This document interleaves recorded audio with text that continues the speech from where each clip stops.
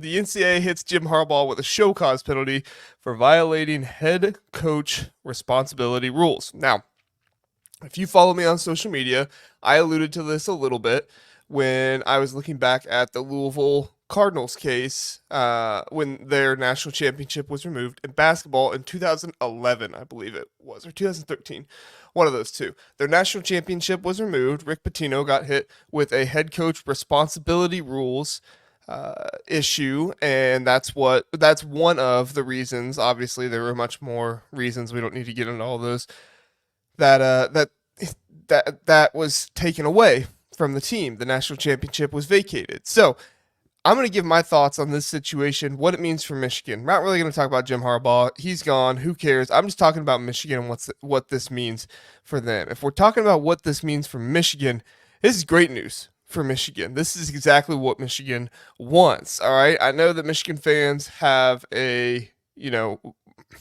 think very well of Jim Harbaugh and they want Jim Harbaugh to do well. But at the end of the day, you want your school to do well before anybody else. And honestly, this punishment does nothing to Jim Harbaugh. This is another NCAA punishment that does nothing. And really, they couldn't do anything to him here because he's gone. Now, if the NFL decides to follow suit like they did with Jim Tressel back in, 2012, 2013, 2011, whatever, back then, around the same time as this Louisville situation, if they decide to suspend Jim Harbaugh, then it could do something to him. But still, if you're a Michigan fan, why do you care? I mean, this guy won you a national championship. He's moved on. You have your new head coach. Just don't touch Michigan. If you ask me, if you're a Michigan fan, just don't touch Michigan. Jim Harbaugh is never coming back to college football. The worst thing that can happen to him is the NFL says, well, we're going to give him a suspension because he's got a 4-year show cause. And I guess there was a 1-year suspension there if he comes back. But again, he's not coming back. I don't think there's any way the NFL is going to suspend Jim Harbaugh for an entire year. I don't think there's any way that happens. But, we'll see what the NFL does. I don't act like I know what they do just because I don't cover the NFL. I'm familiar with it. I like to follow players from schools in the Big Ten and other schools that I like, but for the most part, I don't know how the NFL, does their business all the time, so I can't predict that accurately.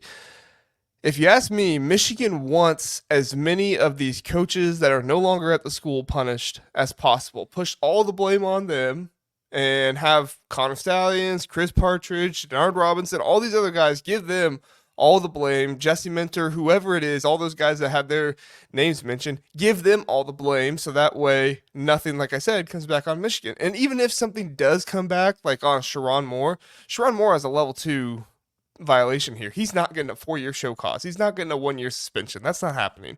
At worst, you're looking at a 4-5 game suspension. I can't imagine they're going to do half of the regular season with 6 games. I guess it's possible if they get really, really mad. But those texts, it didn't sound like there was anything on those texts that Sharon Moore deleted that would implicate him with Connor Stallions. Was it a good choice to delete him? Probably not if you didn't have any information on there.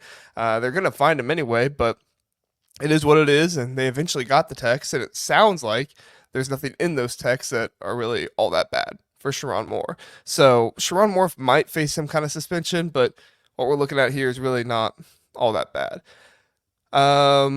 Now, Michigan is facing a level 1 violation for noncompliance and efforts to hinder the investigation. Those weren't clearly outlined as like you broke these 2 rules, but those were the 2 definitions that they gave. Could there possibly be more in the notice of allegations? Because remember, all we got was information that Pete Thamel and Dan Murphy got in a draft from the NCAA. It doesn't say they got the whole draft. I don't remember reading that. And so even if they did get the whole draft, did they report the entire draft? We'll see. I tend to believe that's where it stopped with Michigan. If there's anything else, probably some more little minor recruiting things. But the way I look at it, ESPN wanted to get the most dirt on Michigan out there as they possibly could, so that way they could get a big story, get everybody going to their website, yeah, all that stuff. I don't think the NCAA has anything more on Michigan here. And with how they have been pushing the blame to all these coaches, I don't see how they could put anything else on Michigan here.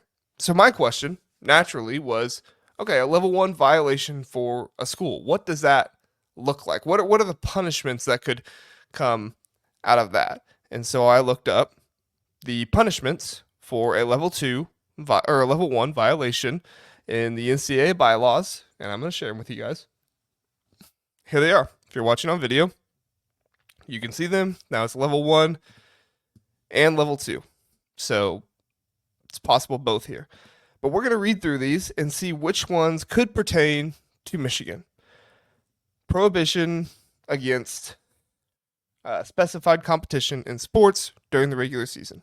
Can't play certain teams. You can't play on these dates, whatever it might be. I don't see any reason why the NCAA would enforce that. Prohibition of all coaching staff members in the sport from involvement directly or indirectly in any coaching activities at the institution during the regular season. Now, that's a situation where we could look at Sharon Moore, right? That's what we're talking about with him. 3-game, 2-game, at most 6-game, which I don't even think it would get that high, but I'm just saying at most because that would be, I couldn't see it getting any higher than that. Suspension, he can't be in the in practices with the team and stuff like that. But again, if he even gets a suspension, it's a level 2 violation. This isn't level 1. Prohibition against institutional staff members serving on the board of directors, council, or other committees of the association for a prescribed period. So they're not on the NCAA board of directors committee. I don't know if this would affect Warden Manuel in the college football playoffs, but I mean, are Michigan fans really going to be that upset if Ward Manuel's not the college football playoff? What is he, director, chairman, whatever it's called? I don't think that really does anything. Requirement that the institution relinquish its voting privilege in the association for a prescribed period. That doesn't really matter. You can't vote. That's okay. Recommendation that the institution's membership in the association be suspended, terminated, or pursuant to bylaw. That sounds pretty major. I can't imagine that one would happen either, but I mean, like this, yes, what Michigan did could be seen as very, very bad, but I don't think you're going to lose membership to the NCAA. And it says here recommendation, so they can't even do it on their own. I don't think there's any concern for that one. There is no way that Michigan is being kicked out of the NCAA. You kidding me? There's no way that the NCAA is recommending.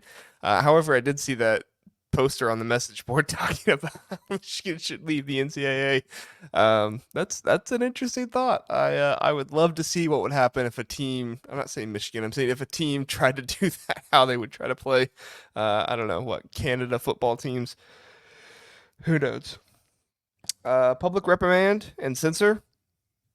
Doesn't sound like a big thing. All right, G, this is the one that I think people are most scared of and that Ohio State fans seem to be clamoring the most for. But I say it doesn't really matter.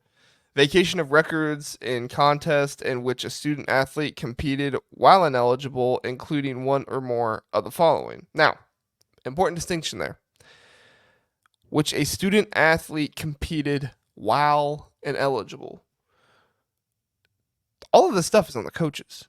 Yes, there's some recruiting violations there, but it's not like these players got paid under the table for something, which it's NIL. It's not really a big deal. There aren't any players who are ineligible here. Could you say a coach is ineligible? Could you possibly get away with that? That's not in the writing. So, I mean, unless they find some kind of loophole with seeing a player is ineligible or something, like I said, vacating wins probably not on the table. Again, it probably doesn't even matter. Like, you still went through the moment. You still saw everything happen. You still lived it out. It doesn't matter. Even if the NCAA did find some kind of loophole to vacate the national championship and all this other stuff, like, it's not going to happen. It's not going to be that big of an impact. Yeah, rival fans are going to, get on you about it, but, I mean, just be honest. It's not going to do that much. Prohibition against television appearances in the institution of the sport in which the violation occurred. There is no way the Big Ten is letting this happen. I'll tell you that right now. There is no way the Big Ten is going to let the NCAA tell them they can't put Michigan on TV. That's not happening. Pursuant to a show cause order, disassociation of relation with a representative in the institution's athletic interests, including not accepting any assistance from the individual. So a lot of booster stuff here, coaches stuff there. Show cause stuff. I don't know if Ward Manuel could get a show cause, but I don't think Michigan fans would be too upset about that. Publicizing institution on probation in the NCAA website, in appropriate NCAA publications and NCAA championship game programs in all involved sports. Yeah, probation means nothing. It means they watch you closer. Congrats. They're on probation right now. It's literally not changed anything for Michigan. So what are you going to do? It doesn't do anything. Institutionally imposed suspension of a staff member from some or all athletically related duties for a specified period pursuant to show cause order for a situation in which the staff member engaged or condoned level 1 or level 2 violation or other penalties as appropriate. I mean, I guess the most terrifying one here is other penalties as appropriate, but Michigan, they've said they're going to go after them in court. Do I believe them? It's like what I said with Jim Harbaugh, to see it to believe it, right? They've threatened this before and they didn't go through with it. So I'll have to see it to believe it. But, I mean, really, there's not that much here that would be bad against Michigan. The majority of stuff here that they're going to do is against the coaches. The worst thing they could do, if you care about the trophies and the banners and all that stuff, is, which they just put the thing outside the stadium, the big sign, national champions. They just put that outside the stadium. So you can vacate the wins if you want, but like I said, it doesn't change the fact that people experience them, that the players were there, the players have the highlights, they have the celebrations. What are you going to do, scrub the internet of the highlights? It's not going to happen. So, yeah, I mean, Michigan's in the clear here, in my mind. I don't see anything here in the level 1 or level 2 violations that's going to do all that much damage to them. I mean, if somehow the NCAA did prohibit them from being on TV, yeah, that would be pretty bad. But the Big Ten's not going to let that happen.